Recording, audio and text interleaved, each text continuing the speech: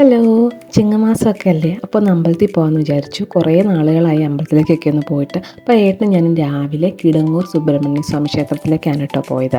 അപ്പോൾ എനിക്ക് പേഴ്സണലി ഒരുപാട് ഓർമ്മകളും നൊസ്റ്റാൾജിയയും ഉള്ള ഒരു അമ്പലമാണിത്. എൻ്റെ കോളേജ് കാലഘട്ടത്തിൽ ഞാൻ ഒരുപാട് പോയിട്ടുള്ള ഒരു അമ്പലമാണ് ഈ കിടങ്ങൂർ സുബ്രഹ്മണ്യ സ്വാമി ക്ഷേത്രം. തൊഴുത് കഴിഞ്ഞ് വന്നപ്പോഴത്തേനും ഞാൻ ഏട്ടന് കൊണ്ടുപോകാനുള്ള ചോറും കറിയും റെഡിയാക്കി. പൊതിച്ചോറ് കൊടുത്തുവിടാമെന്നാണ് വിചാരിച്ചത്. അപ്പം നല്ല മത്തി വറുത്തതും തേങ്ങാ ചമ്മന്തിയും മുട്ട പൊരിച്ചതും പിന്നെ ഒരു തോരനൊക്കെ വെച്ച് പൊതിച്ചോറ് അങ്ങോട്ട് കെട്ടി.